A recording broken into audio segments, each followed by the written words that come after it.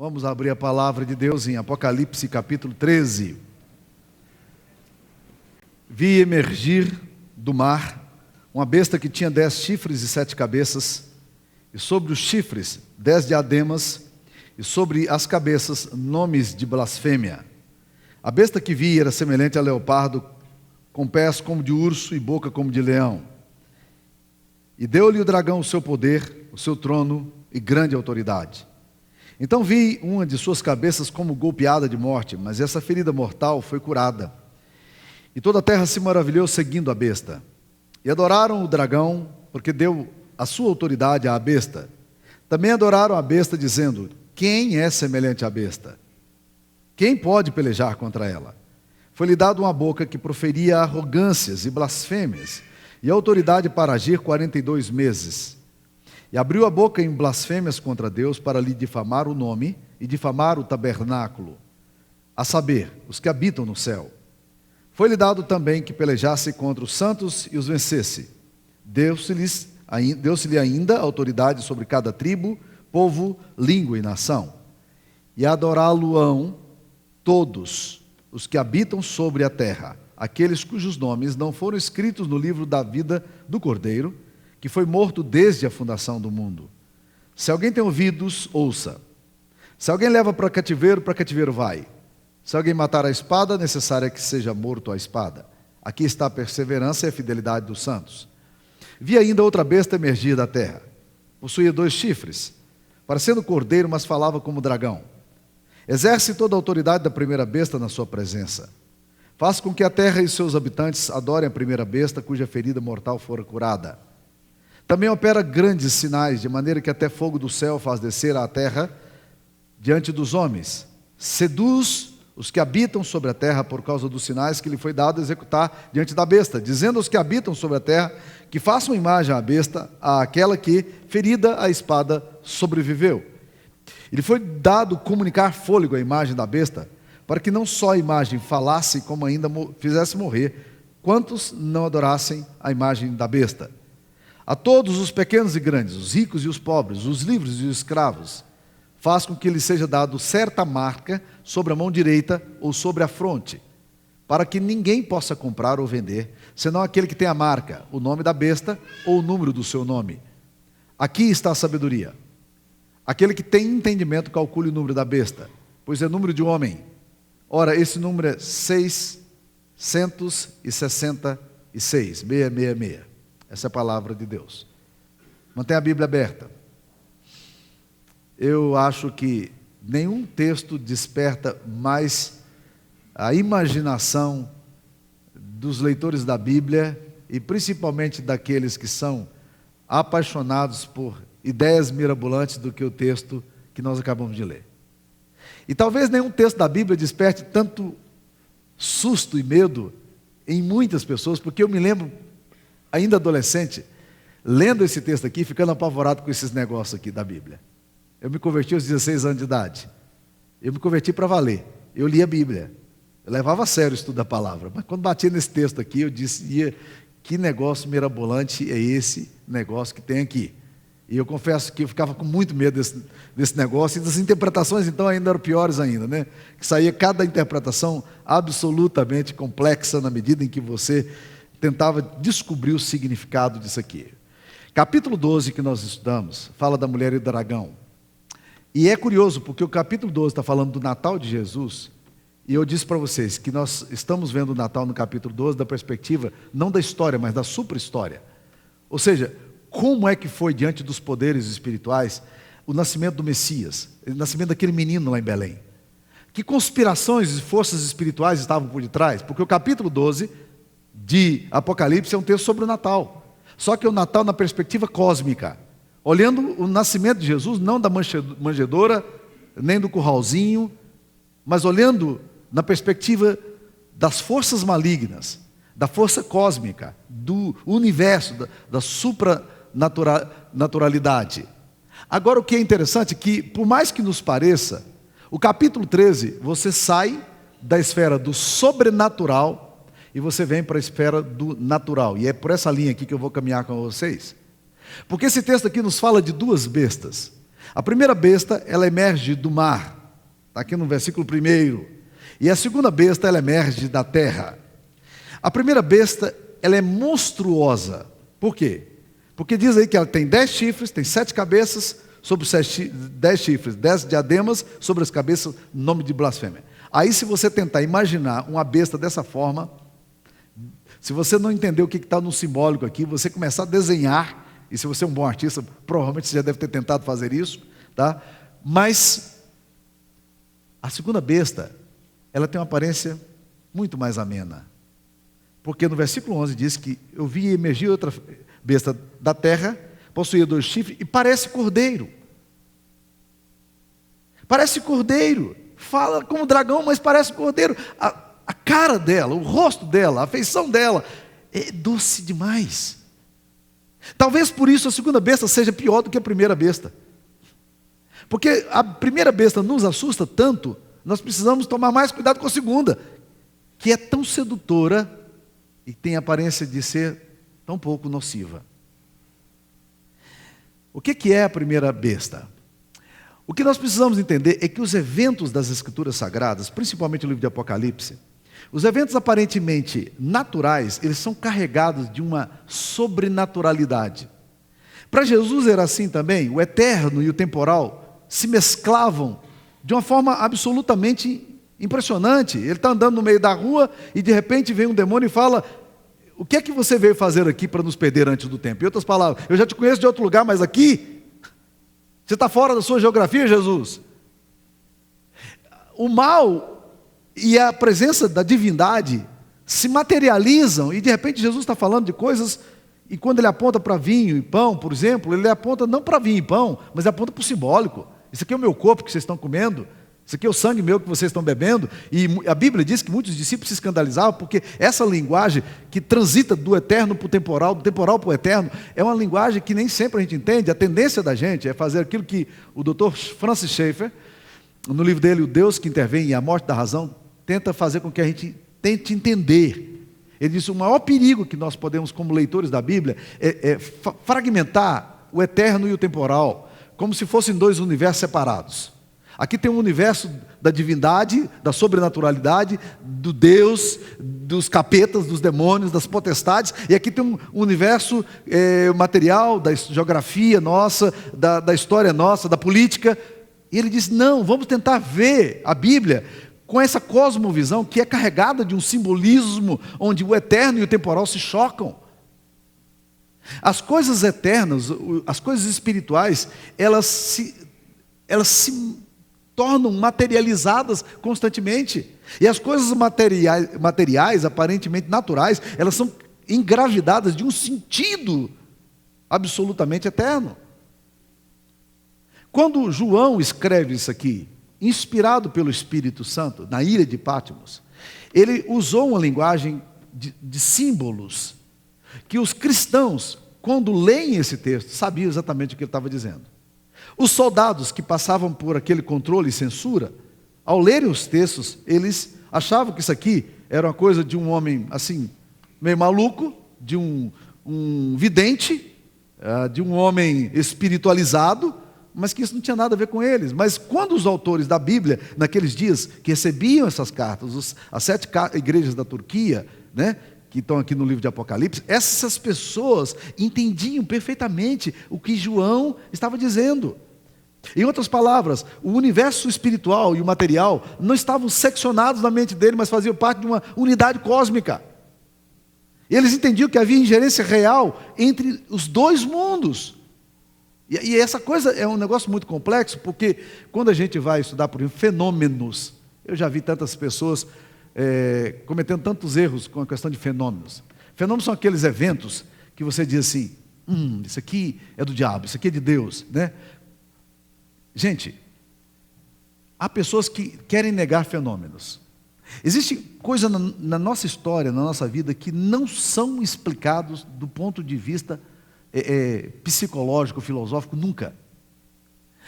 O grande desafio que se constitui para nós, toda vez que a gente se depara com um fenômeno, não é negar o fenômeno.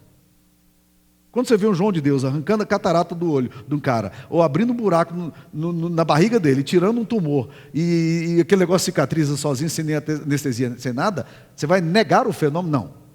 A gente nunca nega o fenômeno, a gente só diz o seguinte: de onde é que vem esse fenômeno? E aqui é que está o grande desafio da gente. De onde procede esse negócio?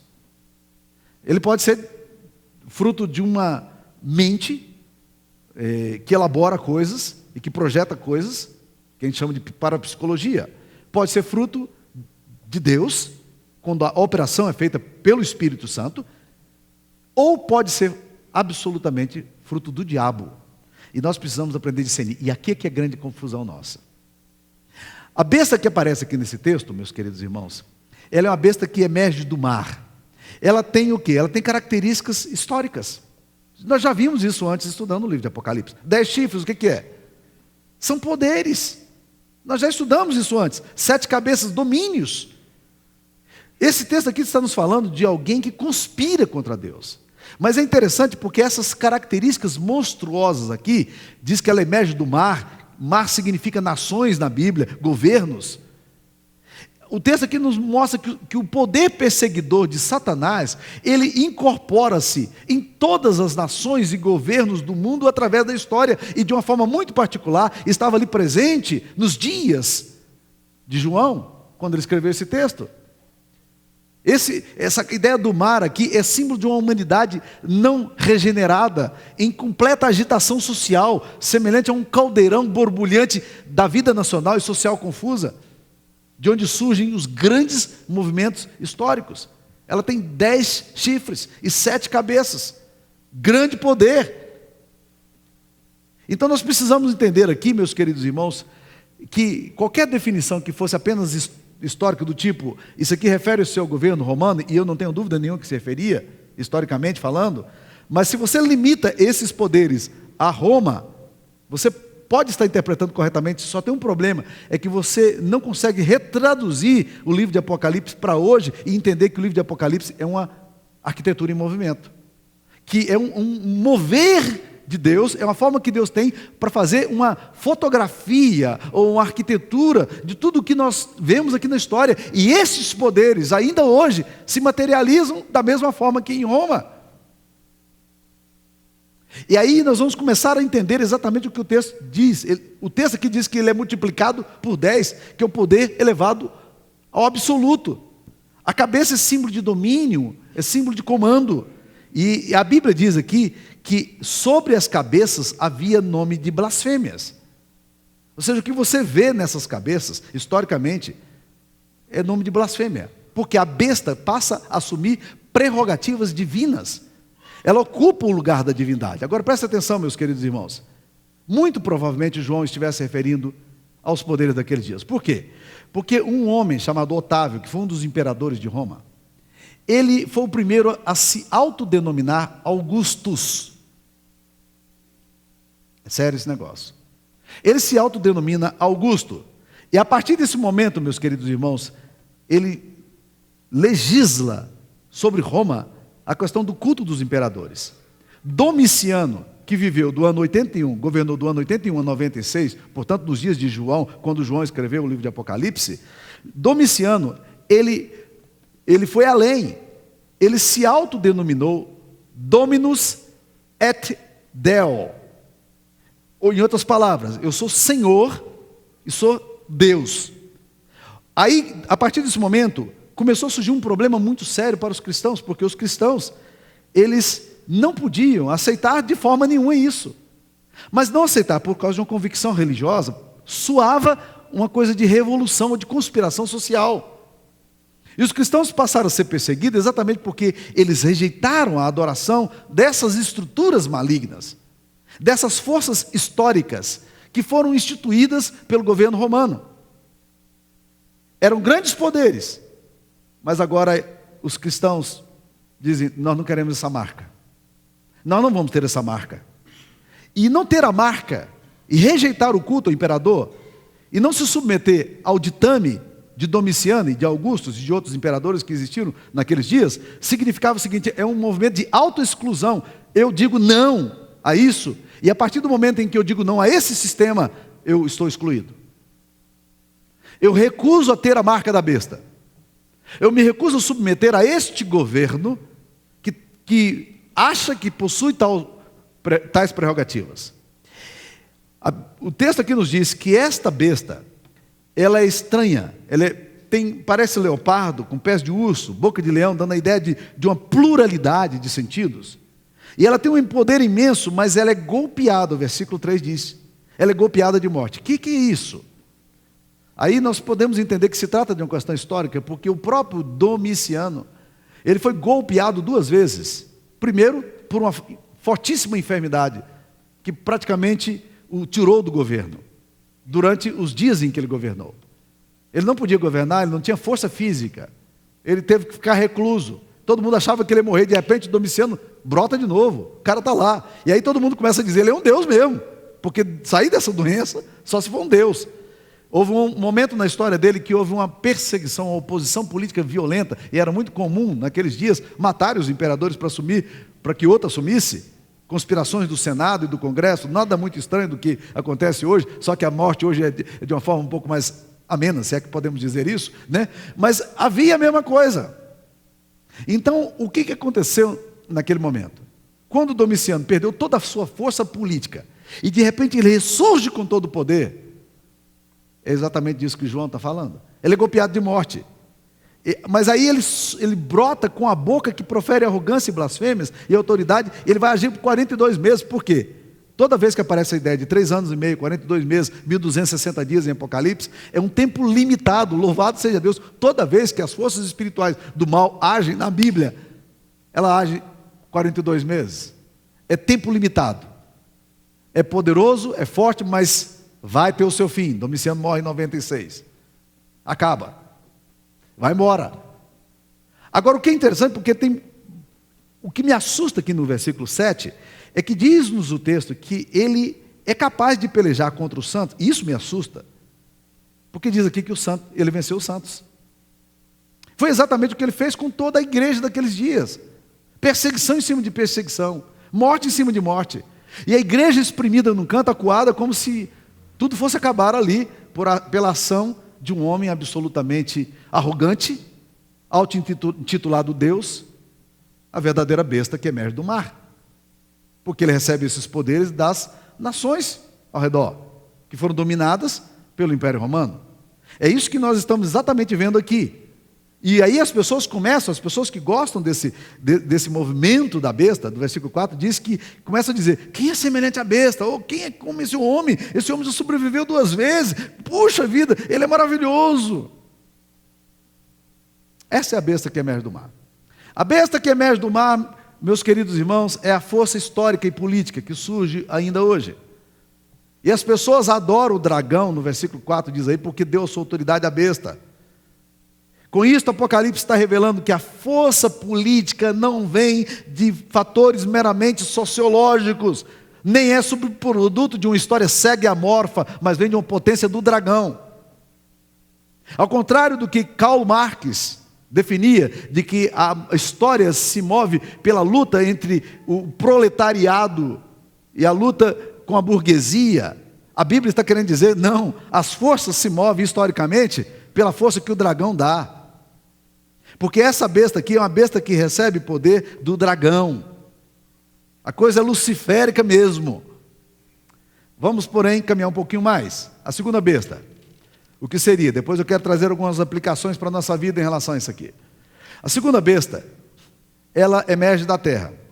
Ela tem 2 chifres. É menos assustadora. Parece cordeiro. Parece cordeiro.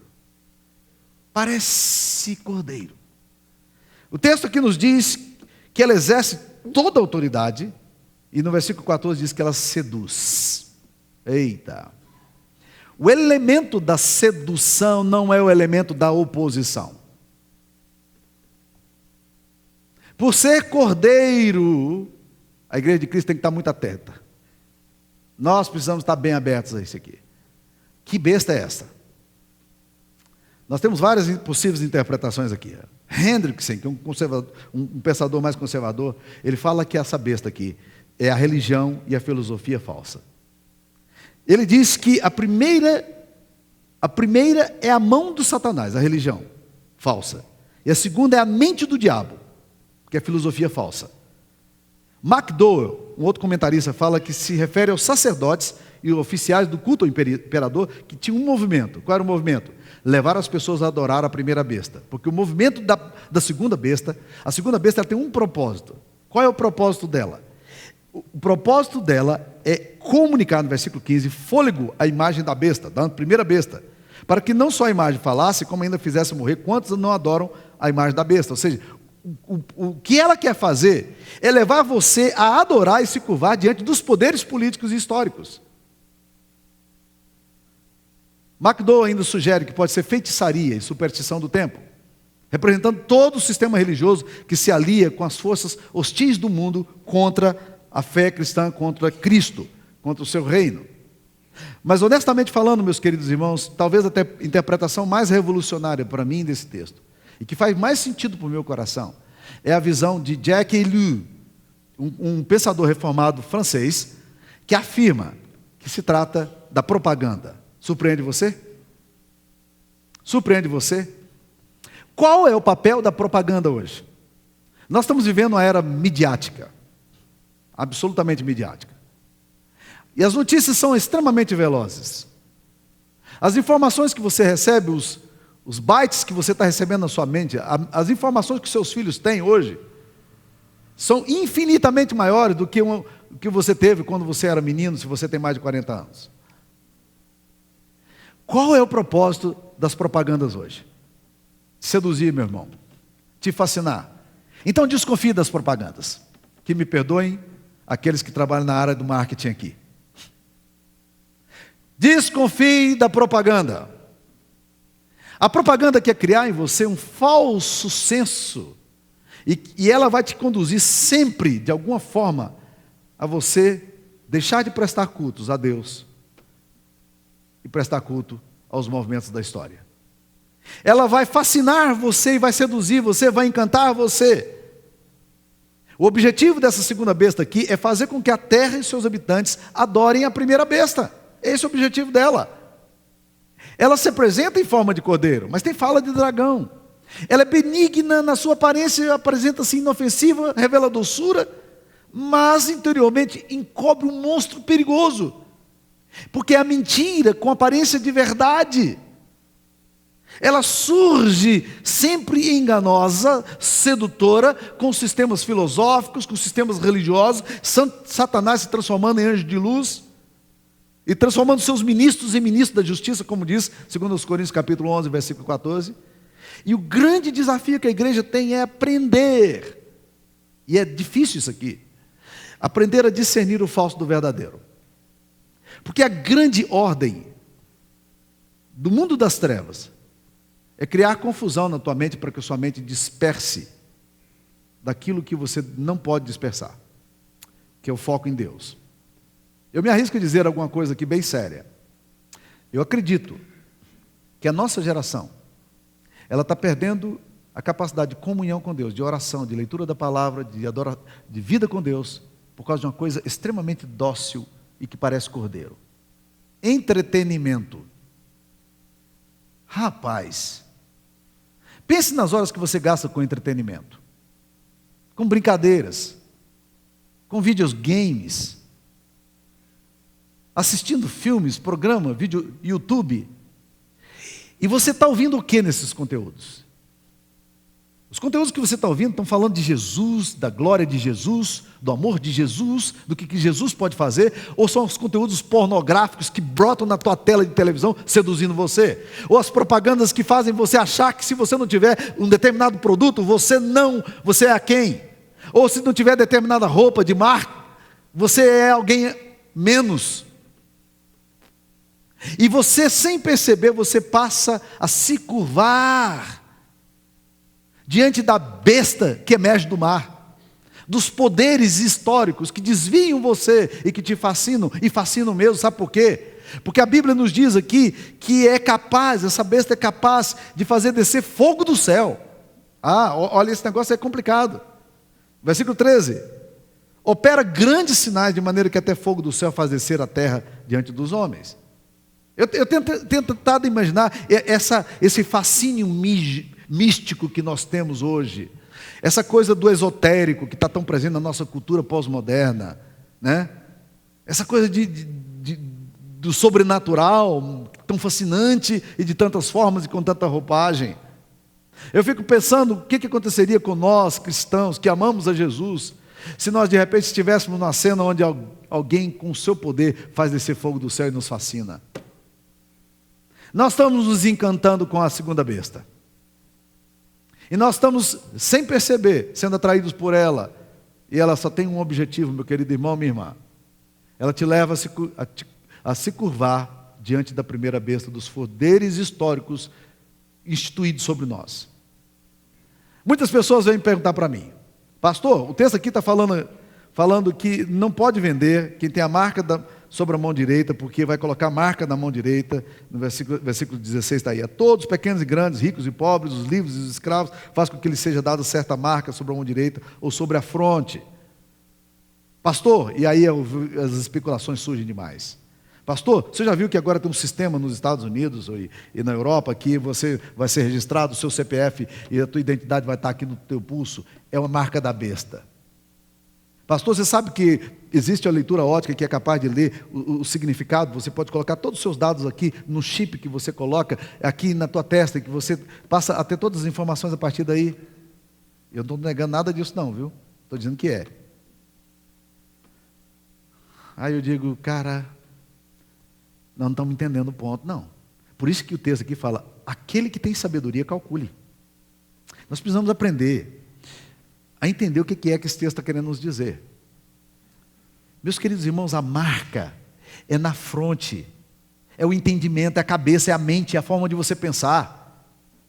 É quando você é marcado de tal forma com uma filosofia, uma ideologia, um pensamento pagão, e você não consegue pensar com a cosmovisão cristã. O grande problema nosso hoje, como cristãos, é que nós estamos emburrecendo. Já ouviram esse termo? Emburrecer. É colocar um burro dentro de si, né? Nós estamos emburrecendo na capacidade crítica. Nós estamos engolindo as coisas e as informações que nós recebemos, sejam elas através da propaganda, do ensino, do que nós ouvimos na escola, ou daquilo que nos diz, nós colocamos isso e passa a ser a nossa cosmovisão, ou a visão que nós temos da vida, visão pagã. O grande alvo do diabo é colocar no meio da tua cabeça, meu irmão, no teu entendimento, o pensamento no qual você já não consegue mais vislumbrar a glória e o poder de Cristo na sua existência. Esse é o grande desafio, e é o grande desafio também da igreja de Cristo. Segundo os Coríntios, capítulo 10, o apóstolo Paulo fala que as armas que nós temos, elas são poderosas em Cristo para desfazer, anular sofisma e toda altivez que se levante contra o conhecimento de Cristo e trazer, olha essa expressão de Paulo, trazer cativo à obediência todo pensamento a Cristo. É subordinar minha mente a Jesus. É ter o meu pensar de Cristo, é ver com os olhos de Jesus, é ter um prisma de Deus, que a propaganda não deixa que a gente veja. Essa é a marca da inteligência. Alguém que tem entendimento, calcule. O diabo quer que você pare de pensar como cristão. No dia que você não pensar mais como cristão, você deixa de ser cristão.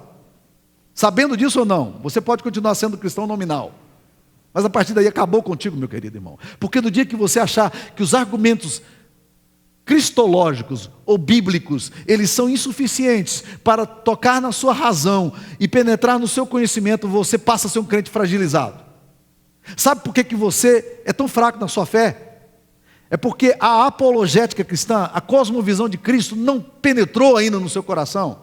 No dia em que você entender a radicalidade da fé, das verdades do Evangelho e levá-los à última consequência, você vai começar a perceber o que significa ter na mente a marca do Cordeiro. O problema é que ele está tendo a marca da besta. Nós emburrecemos na nossa capacidade crítica. Nós não conseguimos mais pensar com lógica cristã. A nossa lógica é filosófica, ela é existencialista, ela é marxista, ela é freudiana, ela é darwiniana, ela é lógica behaviorista. Aqui está a sabedoria: aquele que tem entendimento calcule o número da besta. mas é dado sobre aqueles que não têm a marca do cordeiro, sobre a mão direita e sobre a fronte, o sinal da besta. Para quê? Para pensar de acordo com a besta. E o que significam as mãos? Quando você pensa de um jeito, você age de um jeito, meu querido. Filosofia antecede ética.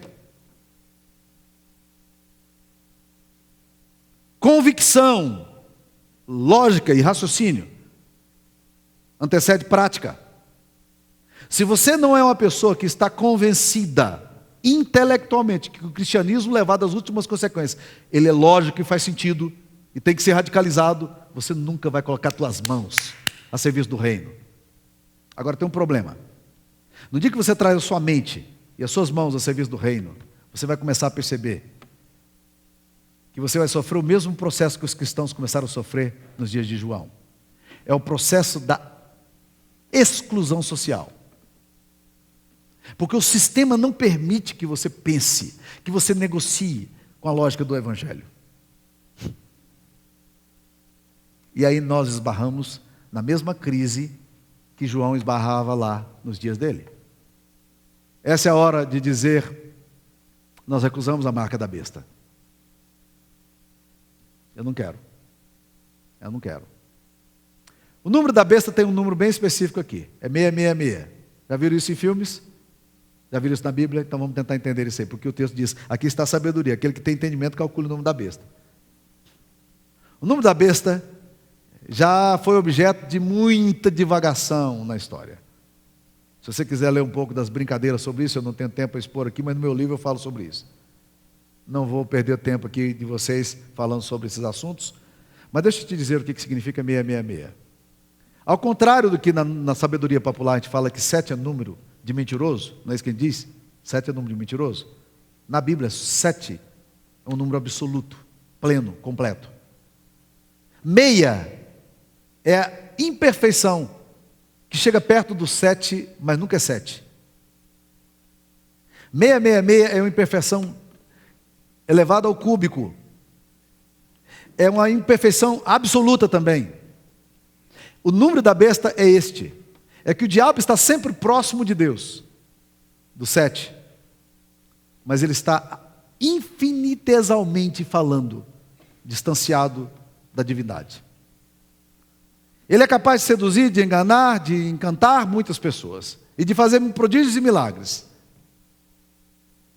Mas a besta está infinitamente longe da divindade. Ela é absolutamente imperfeita. Ela é triplamente imperfeita, porque ela é 6 elevado ao cúbico. Esse é o significado da besta. Esse é o número que esse texto está querendo nos dizer. Satanás, ele é sempre longe de Deus. E está muito perto da divindade, mas absolutamente longe da divindade. É isso que nós precisamos entender aqui, o que importa para nós. Então, meus queridos irmãos, quando vocês ouviram falar da besta da terra, deixa eu tentar então sintetizar aqui. A besta que emerge do mar, nenhuma dúvida, são poderes históricos. Que se colocam energizados pelo dragão. Nós vamos estudar isso um pouquinho no capítulo 17. O capítulo 17 vai nos falar exatamente sobre isso. O capítulo 17 vai nos dizer, no versículo 13, 12 e 13, que os 10 chifres que viste são 10 reis, os quais ainda não receberam reino, mas recebem autoridade como reis com a besta durante 1 hora. E tem estes 10 chifres, os poderes históricos, um só pensamento, e oferece à besta o poder e a autoridade que possuem. E vão pelejar contra o cordeiro. A segunda besta são as sutilezas da vã filosofia, da religião falsa, da propaganda que conspira contra Deus. Esta marca que o texto aqui está nos falando é a marca daqueles que se identificam e se deixam levar pelo sinal da besta. E vão, segundo o pensamento da besta, colocar a sua mente, a sua lógica, o seu intelecto, o seu saber a serviço das trevas. Deixa eu só tentar mostrar um pouquinho para vocês o que significa isso. Na virada do século XIX para o século XX, 4 grandes correntes filosóficas que governam até hoje o nosso pensar surgiram. Eu acho interessante isso. Na virada do século XIX para o século XX, 4 forças filosóficas com objetivos distintos surgiram na história. Curiosamente, nesse exato momento surgiu a famosa teologia liberal. E para quem já estudou um pouquinho, a teologia da Heilsgeschichte, ou da crítica das formas. A teologia que começou a relativizar as escrituras sagradas. E esse movimento começou na Alemanha. Alguém disse que a Alemanha produz teologia, a Inglaterra traduz o que os alemães produziram e os americanos popularizam e vendem para o terceiro mundo, né? Então dizem que a lógica é mais ou menos essa daí. Mas na virada do século, alguns pensadores como Bultmann e Schleiermacher começaram a dizer o seguinte, que existiam coisas na Bíblia que eram indignas de Deus e que nós deveríamos tirar então aquilo que não era digno de Deus. Curiosamente, nesse mesmo período, essa teologia começou a graçar e a aprofundar nos seminários teológicos, que vai implicar em quê? Na consequência grave em cima das igrejas. Mas surgiram 4 movimentos filosóficos. Primeiro, darwinianismo. Darwin surge exatamente na virada do século XIX para o século XX. No campo da biologia. É interessante porque Darwin, o que ele vem fazer? Ele vem tirar Deus do centro da existência. Deus não está por detrás do surgimento. O maior problema do darwinianismo, eu costumo dizer, que não é nem o evolucionismo, mas é a geração espontânea, que afirma que as coisas estão sendo criadas e surgiram sem a ação de um Deus criador. É algo muito sério. Segunda coisa, surgiu também na virada do século, nos cafés parisienses, a filosofia que nós chamamos de existencialista, que hoje domina todos os programas de televisão bestas que você assiste nos programas brasileiros que são apresentados aí diariamente. Nunca vi tanta babaquice.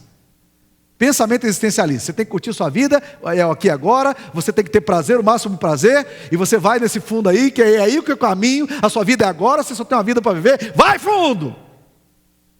Gente, todo mundo está dizendo a mesma coisa. Isso é existencialismo barato.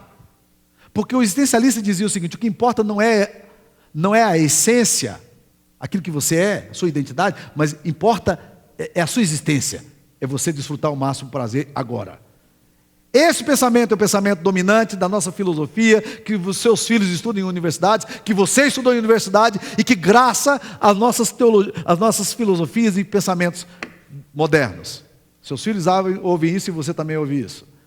Terceiro, no campo da psicologia, 2 linhas de pensamento foram mais dominantes. A primeira delas, o freudianismo, que trabalhava a linha do inconsciente, mas de repente entrou numa filosofia da negação, com Moisés e monoteísmo, com totem e tabu, o mau estado de civilização, quando Freud começa sistematicamente a pulverizar a fé cristã judaico-cristã.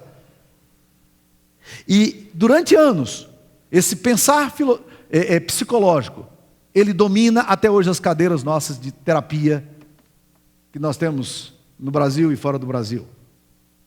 E o pensamento behaviorista, que transformou o ser humano num objeto de laboratório, num cobaia de laboratório. Olha como é que os pensamentos e as filosofias vão entrando no mundo. E o último pensamento é no campo social, é o marxismo. A coisa é tão complexa. Você aprender a ler o marxismo, ler teoria marxista, ler Capital, é tão complexa, meu querido irmão, que hoje você não consegue fazer sociologia e assistência social e pensar filosófico sem que você estude marxismo para fazer um contrabalanço ao capitalismo. E como muito bem disse Francis Schaeffer, existe uma diferença simples entre marxismo e capitalismo. A diferença é o seguinte, no marxismo o homem explora o homem, no capitalismo é o contrário. Entenderam? É exatamente isso que você entendeu.